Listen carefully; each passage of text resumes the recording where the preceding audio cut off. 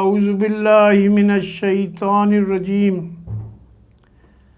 بسم اللہ الرحمن الرحیم یا ایہا الذین آمنوا انفقوا مما رزقناکم من قبل ان یأتی یوم لا بیع فیہ ولا خلۃ ولا شفاعۃ والکافرون هم الظالمون۔ اللہ لا الہ الا ہوا الحی القیوم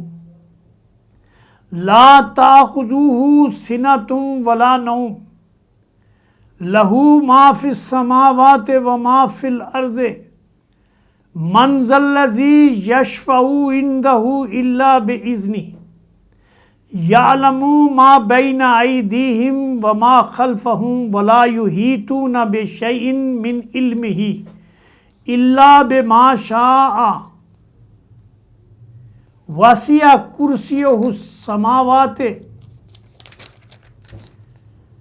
والارض ولا یعودہ حفظہما وہو العلی العظیم۔ شروع اللہ کے نام سے جو بہت مہربان اور نہایت رحم کرنے والا ہے۔ ناظرین، ہم سورہ البقرہ کے 34ویں رکوع کا مطالعہ کر رہے ہیں، اور اس میں وہ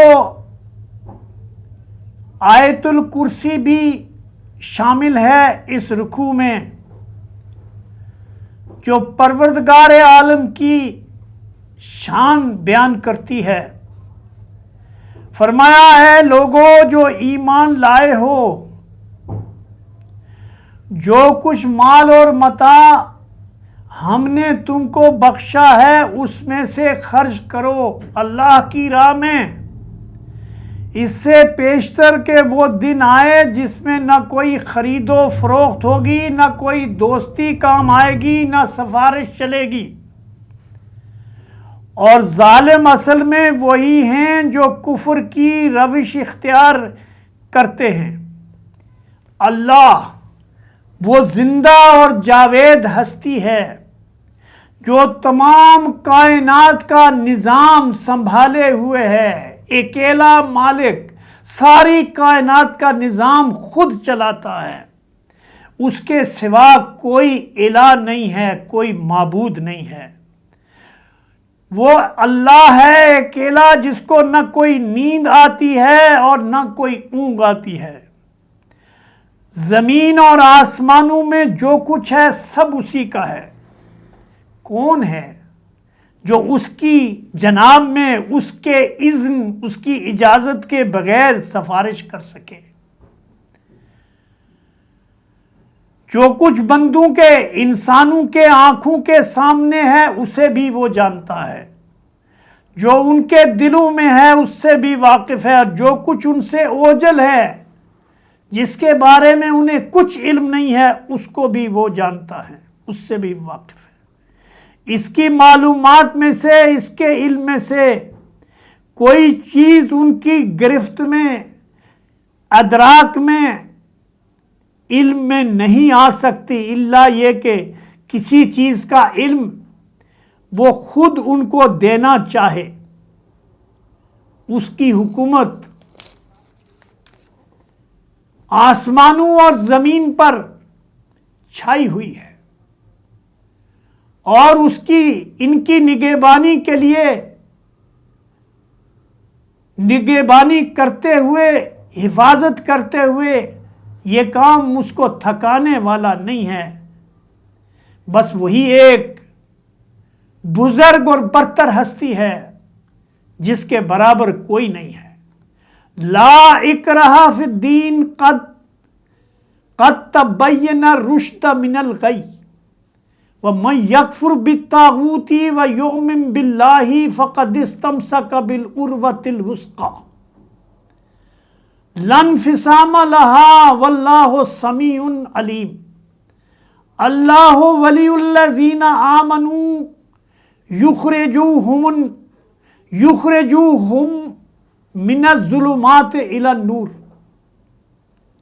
والذین کفروا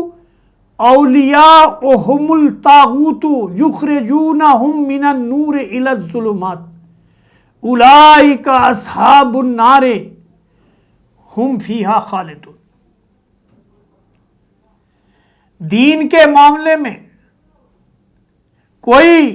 زور زبردستی نہیں ہے، صحیح بات سچ اور جھوٹ کو الگ الگ چھانٹ کر رکھ دیا گیا ہے۔ اب جو کوئی سرکشی اور بغاوت کرنے والوں کا انکار کرے،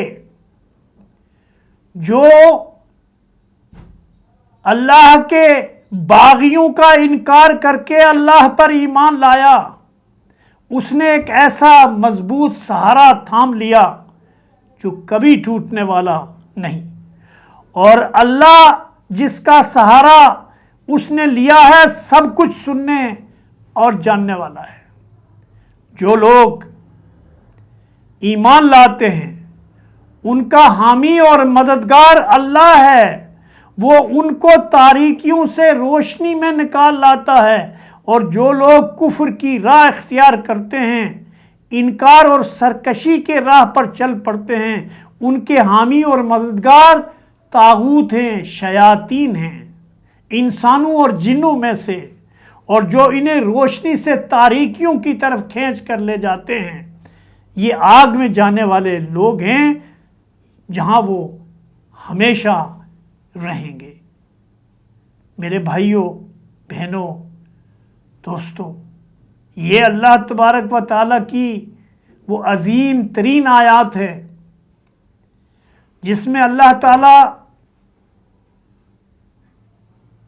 اپنی عظمت اور بزرگی کو بیان کرتا ہے، اور ایمان کے لیے اس شرط کو بنیادی شرط کے طور پر قرار دیتا ہے۔ ایک یہ کہ زبردستی کسی کے اوپر نہیں ہے، جس کا جی چاہے وہ اپنے رب کی بات مانے اور دنیا اور آخرت کی بھلائی کا وارث بن جائے، اور اگر اللہ کی بات نہیں مانتا ہے، سرکشی کا، کفر کا اور طاغوت کا راستہ اختیار کرتا ہے، بغاوت کا راستہ اختیار کرتا ہے، تو اس کو بھی آزادی ہے، اختیار ہے، لیکن جہنم کا ایندھن وہ بن کر رہے گا۔ تو فرمایا جو اللہ ہے وہ اپنے بندوں کو گمراہی سے ایمان کی روشنی کی طرف لاتا ہے، اور جو شیاطین ہیں، جو طاغوت ہیں، جو باغی اور سرکش ہیں، چاہے وہ انسان ہیں، چاہے وہ جنات میں سے ہیں، شیاطین اور ابلیس میں سے ہیں، وہ انسانوں کے گروہ در گروہ ان کو کھینچتے ہیں جہنم کی طرف، اندھیری کی طرف، برائی کی طرف، اور یہ وہ لوگ ہیں جو ہمیشہ جہنم میں رہنے والے ہیں۔ اور اللہ نے چائس بتا دیا کہ انسان چاہے تو اللہ کی پناہ میں آ کر دنیا اور آخرت سب کچھ کا وارث بن جائے، اور اگر طاغوت کی بندگی کرے گا، اللہ کو چھوڑ کر اللہ کی مخلوق کو پکارے گا، ان کی بندگی کرے گا، ان کو داتا اور دستگیر بنائے گا، تو اس کا ٹھکانہ جہنم ہے، اور اس جہنم سے اس کو نکالنے والا کوئی نہیں ہوگا، کوئی سفارش کام نہ آئے گی، کوئی مددگار مدد دینے والا نہیں آئے گا، اور نہ ہی اس دن کوئی بدلہ لے کر چھوڑا جائے گا۔